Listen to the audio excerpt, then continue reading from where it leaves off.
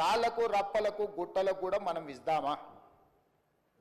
అదేవిధంగా రాజీవ్ రహదారిలో పోయిన పత్రికలలో వచ్చిన వార్తల అధ్యక్ష, నేనేం కొత్తగా చెప్పట్లేదు.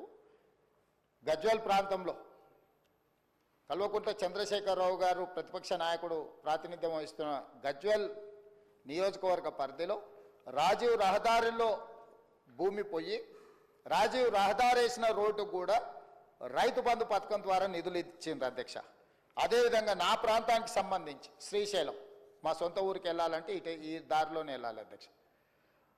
ఆమన్గల్లు ప్రాంతంలో శ్రీశైలం రోడ్లో పోయిన భూమికి కొత్త పాస్ పుస్తకాలు అధికారులు అక్కడ కొంతమంది రాజకీయ దళారులు కుమ్ముకై శ్రీశైలం పోయిన రోడ్లకు ఈరోజు రైతు బంధు పథకాన్ని ఆ గత ప్రభుత్వం ఇచ్చింది అధ్యక్ష. ఇదే కాకుండా అధ్యక్ష క్రషర్ యూనిట్లు, క్రషర్లు నడుస్తున్నాయి అధ్యక్ష. ఆల్రెడీ క్రషర్లు నడిచే వాటికి ఈరోజు రైతు బంధు వాళ్ళు గతంలో ఇచ్చిండ్రు అధ్యక్ష. అదేవిధంగా మైనింగ్ భూములు అధ్యక్ష, మైనింగ్ లీజులు ఇచ్చి మైనింగులు జరుగుతున్న భూములకు ఈరోజు రైతు బంధు ఇచ్చింది అధ్యక్ష. అదేవిధంగా టీఆర్ఎస్కు సంబంధించిన నాయకులు అధికారులు పోడు భూములు రైతులకు, పేదలకు, గిరిజనులకు, ఆదివాసీలకు ఇస్తే వాళ్ళ పేరు మీద కూడా నకిలీ పట్టాలు తయారు చేసి నకిలీ పట్టాల ద్వారా కూడా రైతు బంధు పథకాన్ని ఆయాచిత లబ్ధి పొందిండ్రు అధ్యక్ష. ఈరోజు ఇట్లా చెప్పుకుంటూ పోతే అది క్రషర్లు కావచ్చు, శ్రీశైలం నేషనల్ హైవే కావచ్చు, లేకపోతే రాజీవ్ రహదారి కావచ్చు, లేకపోతే క్రషర్ యూనిట్లు క్రషర్లు పెట్టినవి కావచ్చు, లేకపోతే మైనింగ్లు ఇచ్చినవి కావచ్చు, లేకపోతే హైదరాబాదు చుట్టుముట్టూత, ముఖ్యంగా హైదరాబాదు నగరం చుట్టుముట్టూత ఒకప్పుడు మనందరం చూసినాం. కూరగాయలు పండించే వాళ్ళు, ఆకుకూరలు పండించే వాళ్ళు, వివిధ రకాల ద్రాక్ష తోటలు, చాలా వ్యవసాయం జరిగేది. కానీ ఇవాళ హైదరాబాదు నగరం చుట్టుముట్టూత ఒక 50 కిలోమీటర్ల పరిధిలో 70-80% వ్యవసాయం ఎవరు చేయడం లేదు. రియల్ ఎస్టేట్లుగా మారి, లేఅవుట్లుగా మారి, ప్లాట్లుగా విక్రయించి ఈరోజు మొత్తం వ్యవసాయేతర పనులకు, పరిశ్రమలకు, లేకపోతే ఐటీ కంపెనీలకు, లేకపోతే రియల్ ఎస్టేట్ లేఅవుట్ల కిందనూ మారిపోయినాయి అధ్యక్ష. గత ప్రభుత్వము యావరేజ్గా 2 సీజన్లకు కలిపి ప్రతి సంవత్సరం 3 కోట్ల ఎకరాలకు వాళ్ళు డబ్బులు ఇచ్చుకుంటూ పోయినారు అధ్యక్ష.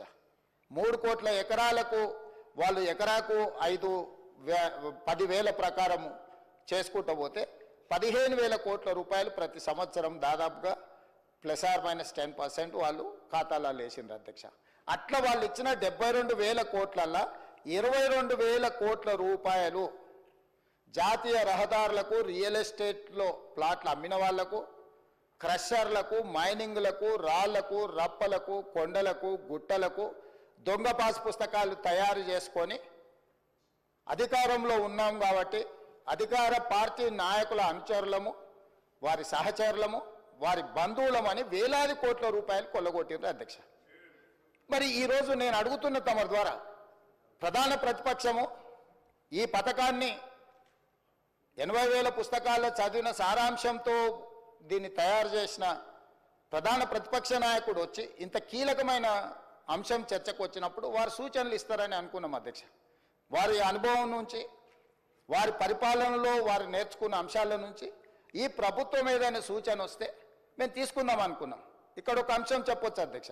ఈరోజు ఇది ప్రవేశపెట్టిన వ్యవసాయ శాఖ మంత్రి గారు తుమ్మల నాగేశ్వరరావు గారు వారికంటే సీనియర్, వారికంటే ముందు ఎమ్మెల్యే, వారికంటే ముందు మంత్రి, వారికంటే ఎక్కువ శాఖలు నిర్వహించారు.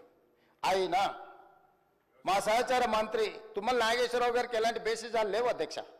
ఒకవేళ ఎవరైనా మొదటిసారి శాసనసభ్యుడైనా, ఈరోజు నేను ఎందుకు రిప్లై చేస్తున్నా, మొదటిసారి శాసనసభ్యుడు శంకర్ గారు, పాయల శంకర్ గారు కొన్ని అంశాలు లేవనెత్తితే వారు గతంలో స్థానిక సంస్థలలో ప్రజాప్రతినిధిగా పనిచేశాడు. ఎమ్మెల్యే కాకపోయి ఉండొచ్చు, ఎమ్మెల్యే కంటే ఎక్కువ ప్రజలతో మమేకమై ప్రజా జీవితంలో సంవత్సరాల కొద్ది ప్రజలలో ఉన్నారు. తనకు ఒక అనుభవం ఉంది. అది ముఖ్యంగా ఆదిలాబాద్ లాంటి వెనుకబడిన ప్రాంతం, గిరిజనులలో ఆదివాసీలు అత్యధికంగా ప్రాతినిధ్యం వహిస్తున్న ప్రాంతం నుంచి వచ్చిందంటే డెఫినెట్గా అవుట్ ఆఫ్ హిజ్ ఎక్స్పీరియన్స్ తన అనుభవం నుంచి కొన్ని ప్రభుత్వానికి సూచనలు చేసినప్పుడు ఈ ప్రభుత్వం తప్పకుండా మొదటిసారి సభ్యుడు కాబట్టి మేము వినం, అత్యంత సీనియర్ కాబట్టి ఆయన ఏ అబద్ధాలు చెప్పినా అబద్ధాలు అన్నిటిని ప్రభుత్వం స్వీకరించాలి. ఇట్లాంటి వాదనలకు ఇక్కడ తావలేదు అధ్యక్ష. తమరి నాయకత్వంలో అంశానికి ప్రాధాన్యత ఉంది, విషయాన్ని క్షుణ్ణంగా పరిశీలించే విధానం ఉంది. ఎవరికి నిజమైన లబ్ధిదారుడికి ఒక్కరికి కూడా అన్యాయం జరగొద్దు, చివరి పేదవాడి వరకు కూడా ప్రభుత్వం యొక్క సంక్షేమం చేరాలనేది మా ప్రభుత్వం యొక్క ఉద్దేశము, లక్ష్యం అధ్యక్ష. ఈ లక్ష్యాన్ని చేరుకునే సందర్భంలో ఆయాచితంగా వేలాది కోట్ల రూపాయలు గడీలలో ఉండే భూస్వాములు, జమీందారులు, జాగీర్దారులు వ్యవసాయం చేయకుండానే వాళ్ళ ఆధీనంలో ఉన్న రాళ్ళు రప్పల కొండలకు, వాళ్ళ ఆధీనంలో ఉండి సీలింగ్లో ప్రభుత్వానికి సరెండర్ చేసిన భూములకు, లేకపోతే రియల్ ఎస్టేట్లో లేఅవుట్లుగా మారిన భూములకు ఈరోజు ఇవ్వాలనా? ఈరోజు ఇంతకుముందు ఆ సభ్యుడు మాట్లాడుతున్నప్పుడు ఇట్లాంటి వాళ్ళందరికీ ఇవ్వాల్సింది మేము ఇచ్చినాం కాబట్టి మీరు ఇవ్వాల్సిందే, మీరు మమ్మల్ని ఆదర్శంగా తీసుకోండి అంటారు అధ్యక్ష. మిమ్మల్ని ఆదర్శంగా తీసుకుంటే ఈడెందుకు కూర్చుంటాం అధ్యక్ష? ఆడ కూర్చుంటాం, ఆ తర్వాత బయటకు వెళ్ళిపోతాం. మిమ్మల్ని ఆదర్శంగా తీసుకుంటే 23లో అధికారం పోయింది, 24లో డిపాజిట్లు పోయినాయి, ఈసారి ఉన్నది కూడా ఊడ్చుకపోతుంది అధ్యక్ష. మీరు కాదు కదా ఆదర్శము, ఆదర్శ రైతు ఆదర్శం, వ్యవసాయం చేసేవాళ్ళు ఆదర్శం. అట్లా కాకుండా మేమేదో అద్భుతాలు చేసినాం, మీరు అద్భుతాలు చేసినాక అక్కడ ఉన్నారు, అద్భుతాలు చేసినాక ఆయన గారు ఇక్కడికి రాలేకపోతున్నాడు. ఎందుకు? ఒకవేళ ఇక్కడికి వస్తే 10 సంవత్సరాలలో వారు చేసిన అద్భుతాలను మా సభ్యులందరూ అడగడం మొదలు పెడితే సమాధానం చెప్పలేని పరిస్థితి వస్తుంది, తల దించుకోవాల్సి వస్తుంది అని వారు రావడం లేదు, అది వారి ఇష్టం. మేమేం ఒత్తిడి చేస్తలేం. సభలోకి సభ్యుడు రావడం రాకపోవడం అనేది సభ్యుడు ఇష్టం. ఒకవేళ తమరు అనుమతిస్తే మధ్యలో అర్థాంతరంగా వెళ్ళిపోవచ్చు, వాళ్ళకి కావాల్సినట్లు చేయొచ్చు, మీరు అనుమతిస్తే అధ్యక్ష. అయితే ఈరోజు నేను సూటిగా అడుగుతున్నా ప్రధాన ప్రతిపక్షాన్ని కూడా, రాళ్ళు రప్పలకు గుట్టలకు ఇద్దామా? రియల్ ఎస్టేట్లో లేఅవుట్లు చేసి అమ్ముకొని ప్లాట్లు చేసుకున్న వాళ్ళకు ఇద్దామా?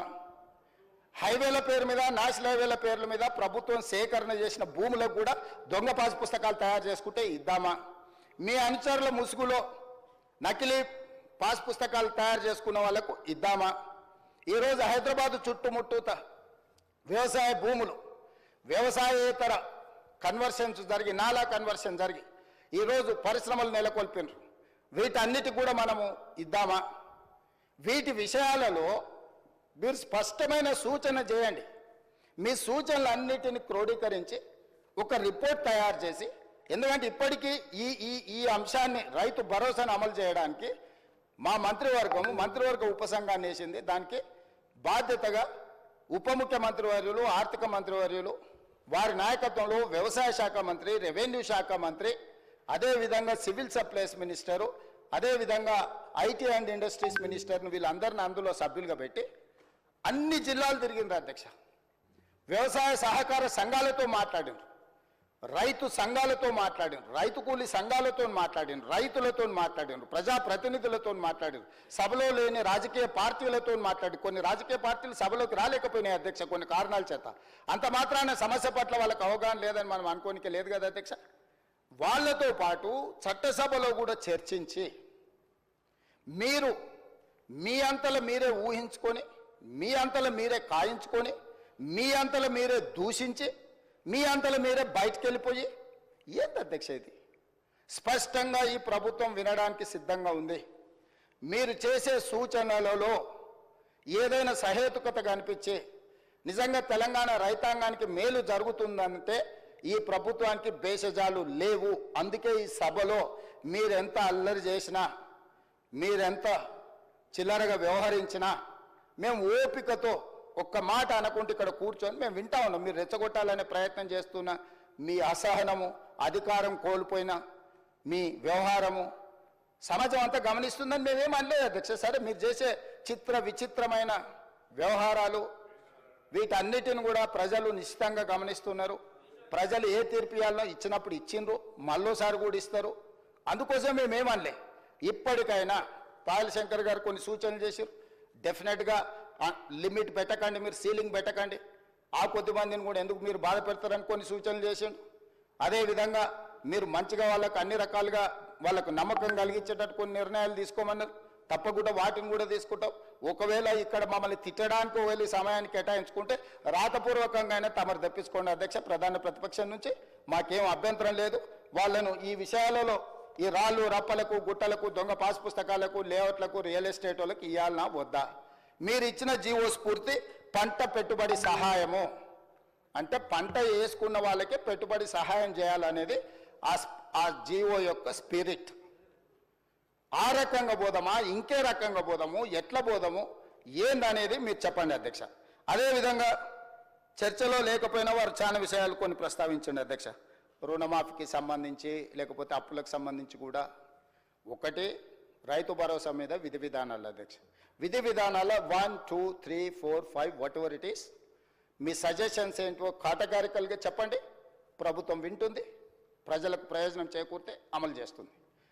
పాయింట్ నెంబర్ 2, మీరు రైతు ఆత్మహత్యల మీద ఇతర అంశాల మీద దీంట్లోనే మిక్స్ చేసి మీరు కొంత చెప్పే ప్రయత్నం చేసి నాకేం అభ్యంతరం లేదు.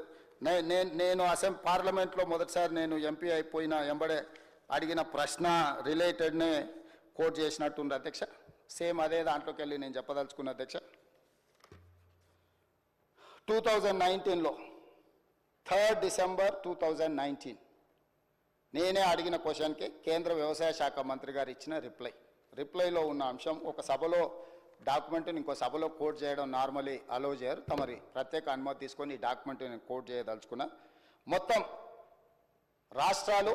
రాష్ట్రాలతో పాటు యూనియన్ టెరిటరీస్ వీటన్నిటిని 36 ప్రాంతాలలో రైతులకు సంబంధించిన ఆత్మహత్యల మీద 2019లో నేను ప్రశ్న అడిగితే కేంద్ర ప్రభుత్వం ఇచ్చిన జవాబు 2014, 2015, 2016 ఈ 3 సంవత్సరాలే NRCB national crime record bureau NCRB నమోదు చేసిన లెక్కల్ని పార్లమెంట్లో సమాధానం ఇవ్వడం జరిగింది అధ్యక్ష.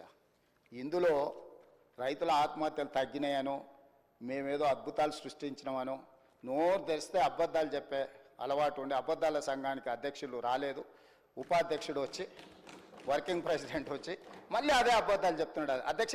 ఇందులో ఏముంది అధ్యక్ష? మొట్టమొదటి ఆంధ్రప్రదేశ్ 2014లో ఆంధ్రప్రదేశ్లో ఆత్మహత్యలు 160, 2015లో రైతుల ఆత్మహత్యలు 516, 2016లో రైతుల ఆత్మహత్యలు 239. మొత్తం కలిస్తే దాదాపుగా 1000 లోపల అధ్యక్ష 3 సంవత్సరాలు కలిపి ఆంధ్రప్రదేశ్లో. ఎందుకంటే మనతోని విడిపోయిన ఆంధ్రప్రదేశ్ ఎంబడే 3 సంవత్సరాలు ఆ రాష్ట్రంలో రైతుల ఆత్మహత్యలు 2014లో 160 మళ్ళీ చెప్తున్నా అధ్యక్ష, 2015లో 516, 2016లో 239. ఇది ఆంధ్రప్రదేశ్లో. అదేవిధంగా సీరియల్